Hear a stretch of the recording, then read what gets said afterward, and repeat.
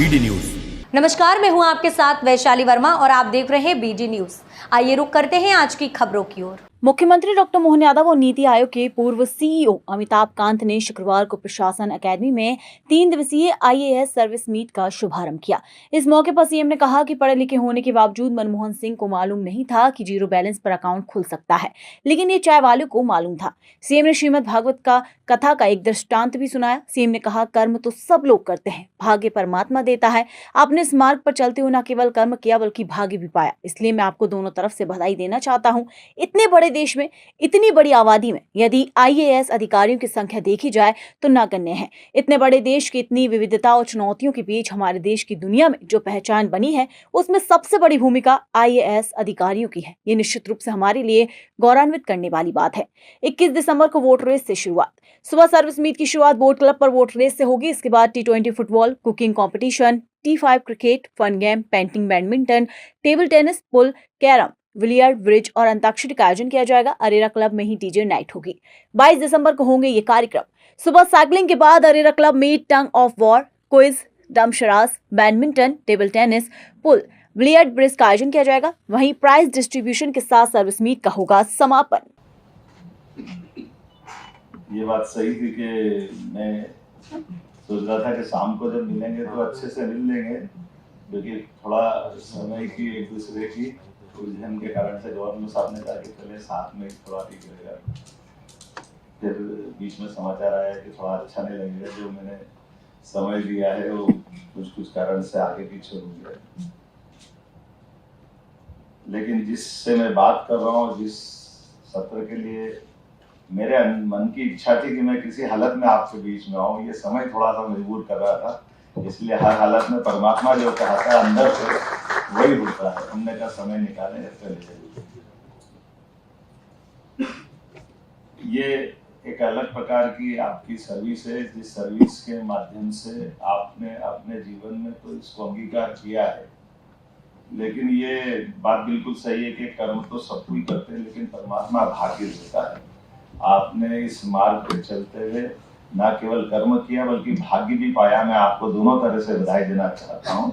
हमारे लिए ये एक अलग प्रकार की दुनिया है। यद्यपि इतने बड़े देश में, इतनी बड़ी आबादी में अगर आईएएस अधिकारियों की संख्या देखें तो वो संख्या नगण्य के बराबर है। और इतने बड़े देश की इतनी विविधता वाली चुनौतियों के बीच में हमारे इस देश की दुनिया में अगर पहचान बनी, तो उस पहचान बनने में सबसे बड़ी भूमिका अगर है तो आप ही लोगों की है। ये निश्चित रूप से हमारे लिए गौरवान्वित करने वाली बात है। मैं ऐसे ही सोच रहा था मेरे मन में कि ये 3 चौथे स्तंभ की तो बात, चलो उसको भी जोड़ लो। आमतौर पे 3 पायों पे टिका हुआ हमारा ये वर्तमान का प्रशासनिक एक हमारी अपनी दुनिया है, जिसमें राजनेता आते हैं जो अपनी विधायिका के माध्यम से अपनी भूमिका अदा करते हैं। लेकिन हमारे पास में हमारे लिए आने के लिए केवल जनता का ही आशीर्वाद चाहिए। बीच में कोई मार्ग नहीं आता है जो हमारी कोई परीक्षा ले। हमारी परीक्षा जनता ही लेती है। दूसरी एक भूमिका है जुडिशली की, वो भी हम जानते हैं, लेकिन जुडिशली के लिए उनका भी सिस्टम बड़ा अलग टाइप का है। कैमरे बहुत सारे, बड़ा मुश्किल है बोलना लेकिन वहाँ अपने वकालतनामे से ही काम चलता है।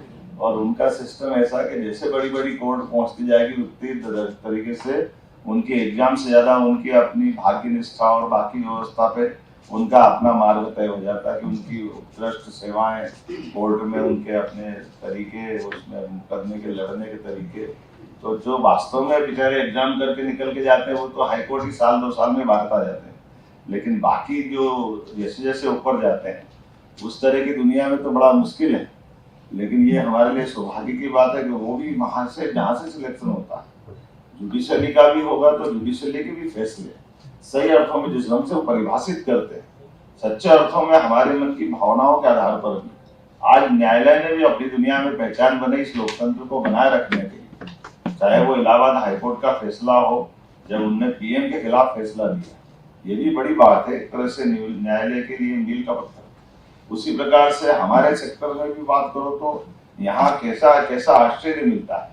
जैसे पढ़ने लिखने की और इस तरह की बात करें तो वित्त मंत्री की बात आती है तो मनमोहन सिंह जी का नाम आता है। गवर्नर रहे, पता नहीं कितने प्रकार की डिग्रियां उनके पास रही, पीएम भी 10 साल तक रहे, लेकिन उनको ये मालूम नहीं कि जीरो बजट में भी जीरो अकाउंट में भी बैंक का अकाउंट खुल जाता है, पैसा कुछ नहीं और बैंक अकाउंट खुल जाए। ये तो चाय वाले को ही मालूम था। ये जो कितनी बड़ी बात, परमात्मा की दया से जो 50 साल तक कोई चुनाव नहीं लड़ते, लेकिन चुनाव लड़े पहला और सीधे सीएम बन जाए, सीएम से दूसरी बार सीएम, जितने चुनाव लड़े और जितने मेंबर ऑफ पार्लियामेंट के चुनाव लड़े, लेकिन इनके माध्यम से अगर केवल वो जो आपके दौर वाली बात करो तो ये अनुकूलता हो सकती है क्या? दोनों की अनुकूलता तो नहीं हो सकती। लेकिन मैं और इसमें केवल एक श्रीमद् भागवत का एक अच्छा दृष्टांत सुनाता हूँ, मुझे तो बड़ा मजा आता है। एक बार अपने समझता हूँ कि शायद अपनी बिरादरी का ही कोई आदमी होगा जिसके दिमाग में चला होगा, ऐसे कहते हैं कि एक व्यक्ति के जीवन में सदैव सर्विस में आपको जब देखता हूँ तो मैं सच में आपके लिए मन में मेरी बहुत श्रद्धा आती है कि सुबह से लेकर रात तक हमको लगता है हम काम करते हैं, लेकिन हम तो काम का ऑर्डर देके भूल जाते हैं। वो पूरे अमली जामा पहनाने के लिए जो ताकत लगाते हैं, जैसे अभी इस सत्र की बात करते हो 8 विधेयक इतनी जल्दी आ जाए, 19 विभागों का समन्वय करके, ये कोई कम बड़ी बात नहीं। निर्णय करना सरल है, लेकिन निर्णय का एग्जीक्यूशन कराने के लिए जो आपने उसको कानूनी अमली जामा पहना देते हैं, वाकई गजब करते हैं। तो मैं उस घटना को सुनाता हूँ। एक व्यक्ति जीवन भर अपना कोई कारण से शरीर छूटा है IAS अधिकारी का, और वो ऊपर गए चित्रगुप्त के पास हिसाब करने। उन्होंने कहा कि मेरे को किधर जाना, तो उनके अपने चित्रगुप्त के तरीके दूसरे थे, वो भक्ति भाव वाले थे। उन्होंने कहा भाई तुमने जीवन भर कर्मवाद तो करे, पर कर्मवाद से तुमने कई बार तुम्हारे हाथ से भी उल्टा पुल्टा काम हो गया, तो इधर नहीं जाना, तुमको दूसरी तरफ भी जाना है। तो उन्होंने कहा दो ही मार्ग है, या तो सुख के या दुख के। तो ये दुख में बोले अच्छा एक नहीं, एक काम अच्छा करा। बोले क्या अच्छा करा? उनने कोई ऐसा काम बताया जिस काम के आधार पर उसको 20 मिनट का सुख मिलना था। उन्होंने कहा ठीक है 20 मिनट का सुख मिलना है, यानी 1 घड़ी का सुख मिलना है, तब 1 घड़ी का स्वर्गलोक में जाना, बाकी समय तो उसका उल्टा ही बता दिया। तो उन्होंने कहा ठीक है अच्छा इसमें बताओ मेरे को क्या। बोले आप ऐसा करो, इसमें मेरे को दोनों में से क्या चुनना है? बोला आप यहाँ आपकी इच्छा चलेगी, आप स्वर्ग में जाओ या नर्क में जाओ, आपके हाथ में। तो बोला अच्छा ठीक है। तो बोले मेरे को नर्क में जाना, तो मैं स्वर्ग में जाने का मार्ग तय करता हूँ। और उन्होंने स्वर्ग में जाने की बात करी। स्वर्ग में क्या मिलता है बताओ, मेरे पावर क्या है, मेरा अधिकार क्या है, सारा डिटेल जानकारी निकाली। तो मैं अभी तक स्वर्ग में इतने लोग आए, ऐसी बात करने वाला कोई नहीं आया कि ये अधिकार क्या है। लेकिन उन्होंने कहा ठीक है भैया, तो आपने कहा तो उन्होंने कहा यहाँ तो जो मांगो वो मिलता है। बोले जो मांगो वो मिलता है? बोले पक्का? हाँ ठीक है। कितनी देर मिलेगा? बोले मिलेगा 20 मिनट, लेकिन आपको जो मांगो मिलेगा। तो उन्होंने कहा चल मेरे को कहा यहाँ का राजा कौन है? बोले वो स्वर्ग का राजा तो इंद्र है। तो इंद्र के पास ले चलो। इंद्र के पास गए, 2 मिनट उसमें लग गए। उन्होंने कहा बताओ आप क्या, तुमको क्या चाहिए? बोले यार मुझे बताया गया कि जो मांगेगा सब मिलेगा। बोले हाँ सब मिलेगा। तो बोले मुझे इंद्रासन चाहिए।